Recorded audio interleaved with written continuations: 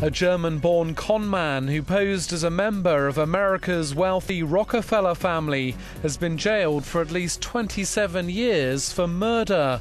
Christian Karl Gerhartsreiter was convicted of killing John Sohus, the son of his Los Angeles landlady. Conspiracy theorists and true crime enthusiasts gather round. Have you ever gotten the feeling someone's hiding something? Like maybe they talk a little too much about obscure European royalty, or just happen to have an uncanny resemblance to a missing socialite? Well, tonight we're cracking open a case that will leave you questioning everything you thought you knew. We're venturing into the labyrinthine life of Christian Karl Gerhartsreiter, a man who spun a web of deception so intricate it would make even the most seasoned liar blush. Although he attended social events, his charm was more calculated and targeted, rather than broad and effervescent. Was he a cunning con artist with an insatiable hunger for wealth and status? Or is there something far more sinister lurking beneath the surface? Join me as we dissect the layers of Gerhartsreiter's elaborate personas, navigate the murky waters of his crimes, and see if we can expose the truth behind the meticulously crafted mask. So, get ready for a wild ride that will have you questioning who you can trust and what's real anymore.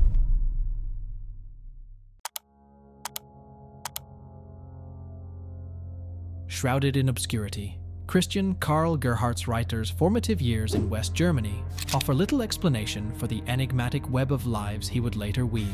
Born on February 21, 1961, details about his childhood and family dynamics are scarce. However, by his late teens, a restlessness and yearning for a different identity began to simmer beneath the surface. This discontentment, like a brewing storm, threatened to upend the life he knew.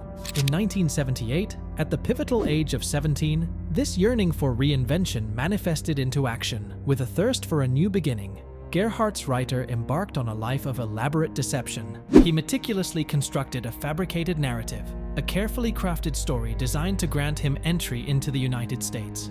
This act of deception, posing as a foreign exchange student, marked a turning point. It was not merely a means to an end, but the spark that ignited a lifelong obsession. This initial alias was just the first layer in a complex tapestry of characters Gerhartsreiter would create and inhabit throughout his life. It was the seed from which a forest of falsehoods would grow, forever blurring the lines between reality and the elaborate personas he meticulously constructed.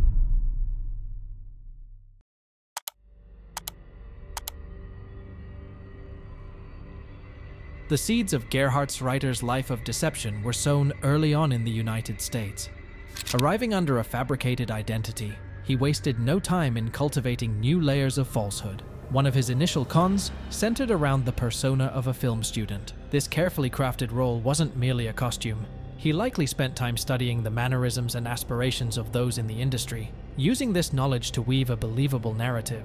He likely preyed on their dreams and ambitions, leveraging their openness and trust within the close-knit world of aspiring filmmakers to not only gain access to exclusive events or parties, but also solidify his own deceptive abilities. Imagine the filmmaker, brimming with enthusiasm for their latest project, only to have their dreams dangled and manipulated by a charismatic imposter. These early cons were a testing ground, allowing Gerhartsreiter to hone his techniques of exploitation and build a tolerance for the thrill of the con. As his ambition ballooned, Gerhartsreiter shed the film student persona and embarked on a more elaborate and audacious ruse. He meticulously crafted the identity of Christopher Chichester, complete with a fabricated connection to the prestigious British aristocratic family, the Mountbattens. While Gerhartsreiter did claim to be a Rockefeller, he did not fabricate details connecting him to the Mountbatten family specifically. This elaborate backstory, complete with fabricated details and a carefully constructed air of sophistication, allowed him to seamlessly infiltrate high society circles. Weaving a tapestry of lies that positioned him as English royalty wasn't just about social climbing. Donning the mask of an aristocrat gave him a gateway into a world of wealth and privilege, a world he could ruthlessly manipulate for personal gain. Imagine the doors that flew open before him, the trust he garnered based on his fabricated lineage. These early cons were the building blocks of a life constructed entirely on a foundation of deceit. They served as a chilling testament to Gerhartsreiter's aptitude for deception, a talent he would exploit with increasing audacity throughout his life. Each successful con likely fueled his sense of power, and fueled his desire for the next challenge, the next identity, the next elaborate lie.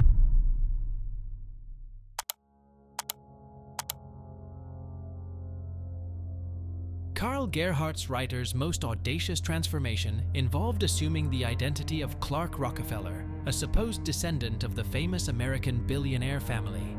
This elaborate scheme allowed him to seamlessly integrate himself into the upper echelons of New York society. Gerhartsreiter meticulously crafted the Clark Rockefeller persona. He cultivated an air of sophistication and entitlement, leveraging his charm and fabricated background to gain acceptance. This enabled him to mingle with wealthy socialites and eventually meet his target, Sandra Boss, a member of a prominent New York family with ties to the Rockefeller clan. Their eventual marriage solidified his place in high society and provided him with access to significant wealth. This marked the pinnacle of Gerhartsreiter's social climbing efforts, achieved through years of meticulously constructed lies.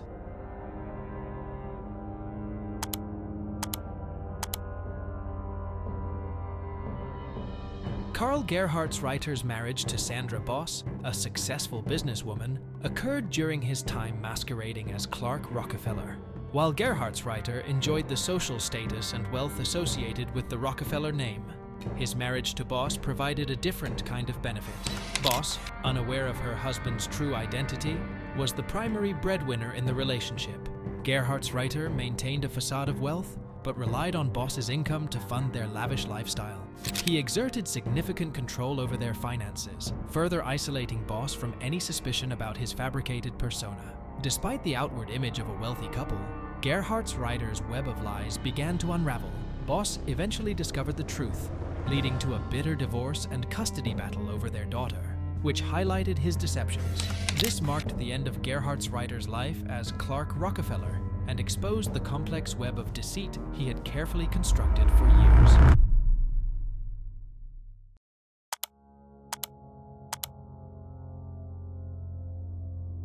The cracks in Christian Karl Gerhartsreiter's meticulously crafted facade began to appear during his marriage to Sandra Boss. As Sandra, a successful businesswoman, became increasingly responsible for their affluent lifestyle, Gerhartsreiter's dependence on her income grew.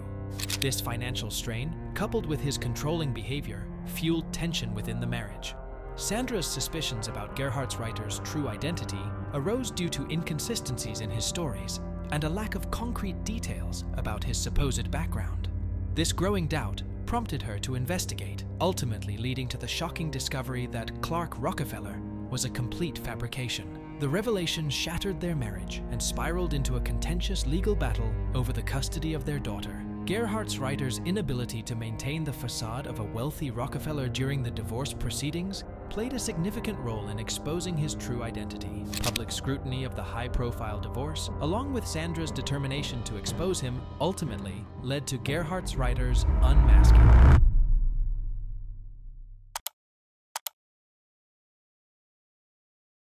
The meticulously constructed house of cards that was Clark Rockefeller's life began to wobble precariously during a bitter divorce and custody battle with his wife, Sandra Boss. Sandra's revelation of Gerhartsreiter's true identity ripped away the carefully woven tapestry of wealth and aristocratic lineage he'd spent years cultivating. The illusion he'd meticulously crafted, designed to impress social circles and secure his position in their eyes, was on the verge of complete collapse. Looming large was the very real possibility of losing custody of their daughter, a devastating blow that threatened to shatter the world Gerhartsreiter had so painstakingly built. In a desperate bid to maintain control and fueled by a complex web of motivations, Gerhartsreiter resorted to a shocking act, the kidnapping of his own daughter during a supervised visit. This heinous act sent shockwaves through the nation, propelling him onto the FBI's most wanted list and thrusting him into the relentless glare of the media spotlight. The intense public scrutiny fueled a fervent 6-day manhunt that ultimately led to his capture. However, the damage was irreversible. The kidnapping served not only as a final, desperate act to maintain a semblance of control, but also as a brutal and public unmasking. It ripped away the remaining layers of Gerhartsreiter's fabricated life, exposing a disturbing pattern of manipulation and deceit that had festered for decades. The trail of victims and shattered lives left in his wake painted a chilling portrait of the man behind the mask. Clark Rockefeller, the charming socialite, was gone, replaced by the cold, hard reality of Christian Karl Gerhartsreiter, the master conman. His elaborate charade lay in ruins, a stark reminder of the devastating consequences his web of lies had inflicted on those around him.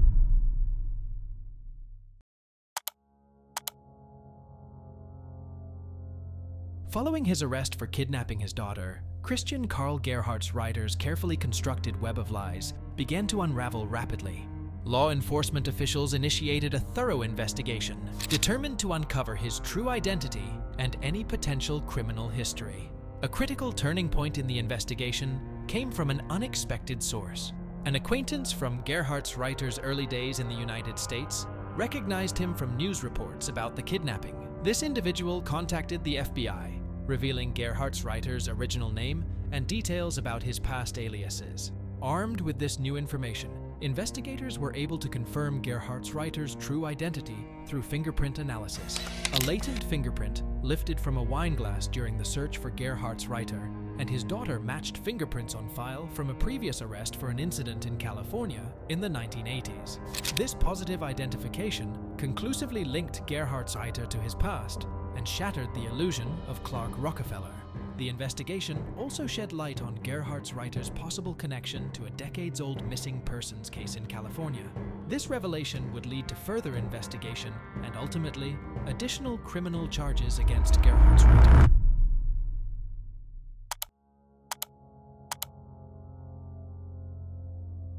Christian Karl Gerhartsreiter's legal proceedings following his arrest for kidnapping transcended a simple custody dispute. The public exposure of his elaborate Clark Rockefeller persona ignited a media frenzy, transforming the case into a national spectacle. The trial itself delved into Gerhartsreiter's complex web of deceit. Prosecutors meticulously presented evidence showcasing his various aliases and cons, aiming to establish a pattern of manipulative behavior. A key moment arrived when Sandra Boss, Gerhartsreiter's former wife, provided a compelling testimony detailing his controlling behavior and the inconsistencies that initially sparked her suspicions. The defense, however, countered by portraying Gerhartsreiter as a man with a mental illness that compelled him to create elaborate fantasies. This tactic aimed to garner leniency in sentencing. Despite this defense strategy, the weight of evidence against Gerhartsreiter was substantial. Fingerprint evidence linking him to his true identity and witness testimonies solidified the prosecution's case. The jury ultimately found Gerhartsreiter guilty of kidnapping and assault, rejecting his claims of mental illness. This marked a significant turning point, holding him accountable for his actions and bringing a measure of closure to his victims.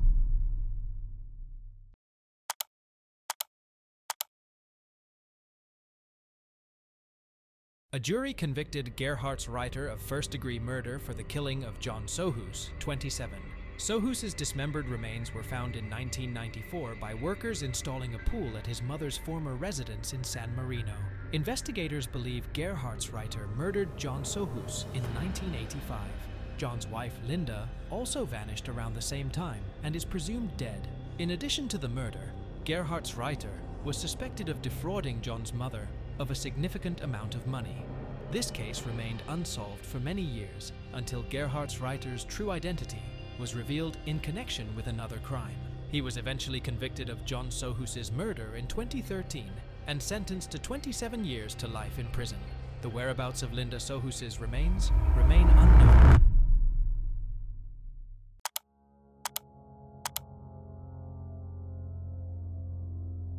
Gerhartsreiter's life behind bars has been marked by attempts to maintain his innocence and legal challenges. Initially sentenced to 27 years to life in 2013, he fired his lawyers and represented himself during sentencing, proclaiming his innocence, though the legal battles were more complex than just this proclamation. He was initially housed at North Kern State Prison before being transferred to Ironwood State Prison. Undeterred, he appealed his conviction, which was denied in 2015 and again in 2016. A small victory came in 2015 when his sentence was reduced slightly to 26 years to life with the possibility of parole. This means he could be eligible for release in December 2029 at the age of 68. There are even reports of a parole hearing scheduled for November 2028. As of today, Gerhartsreiter is most likely incarcerated at San Quentin State Prison, where he awaits his possible parole hearing and continues to serve his sentence for the murder of John Sohus.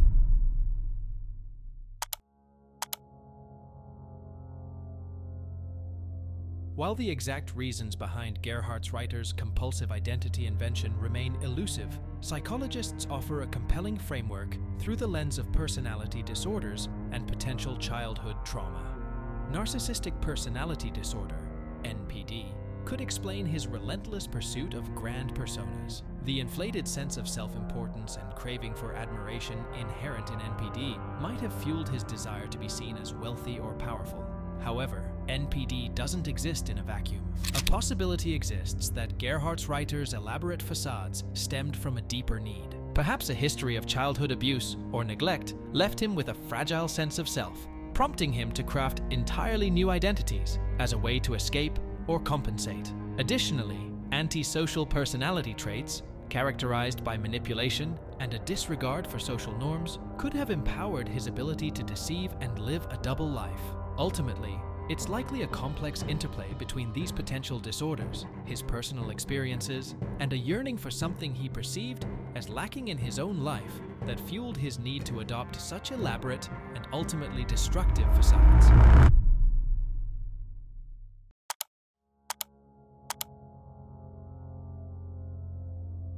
The impact of Gerhartsreiter's actions extends far beyond the immediate victims. John Sohus's life was brutally cut short, leaving his family shattered. His wife Linda's disappearance compounds the tragedy, leaving their loved ones with an unresolved wound. Gerhartsreiter's ex-wife and daughter, whose lives are forever marked by his deception, undoubtedly experienced a deep sense of betrayal and emotional turmoil. The years spent living with a manipulative and deceptive father figure must have been incredibly difficult, leaving them to grapple with a distorted sense of reality and safety. Beyond the personal tragedies, Gerhartsreiter's case exposes a disturbing vulnerability within society. His ability to convincingly forge new identities and manipulate those around him raises serious concerns about the ease with which trust can be exploited. We live in a world that relies on a basic level of trust to function, and Gerhartsreiter's crimes highlight the potential dangers posed by those who are adept at social deception. His case serves as a stark reminder of the importance of critical thinking and healthy skepticism in our interactions with others. It compels us to question how well we truly know the people around us and to be wary of those who cultivate an image that seems too good to be true. The Gerhartsreiter case is a cautionary tale, urging us to be more discerning in forming bonds and to prioritize protecting ourselves and our loved ones from those who may seek to exploit our trust.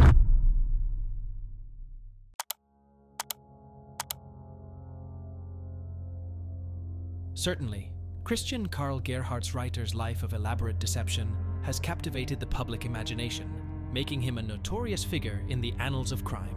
His story has been meticulously documented in numerous books, documentaries, and even a feature film. This media attention can be attributed to several factors. Firstly, the sheer audacity of Gerhartsreiter's cons is undeniably fascinating. He successfully adopted multiple identities, infiltrated high society circles, and manipulated people for years. The intricate details of his ruses and the lengths he went to in order to maintain his facades are a source of endless intrigue. Secondly, the psychological aspects of Gerhartsreiter's case are captivating. Experts continue to debate the motivations behind his lifelong deception. Was it a compulsive need for reinvention, a hunger for social status, or a combination of factors? This unresolved question adds a layer of mystery to his story. Finally, Gerhartsreiter's case raises important questions about trust, identity, and the vulnerability of society to deception. His ability to pose as a wealthy socialite underscores the ease with which people can be manipulated by a charismatic imposter. This resonates deeply in a world where social status and wealth hold significant sway.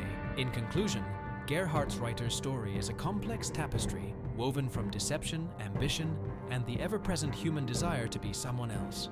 It's a story that continues to hold the public's attention, serving as a cautionary tale and a source of endless fascination. Hey everyone, thanks for watching. If you enjoyed learning about Christian Karl Gerhartsreiter's incredible story, leave a comment below and let me know what surprised you the most. Also, if you haven't already, hit that subscribe button so you never miss a future video. Don't forget to like and share this video with your friends who might be interested. Until next time.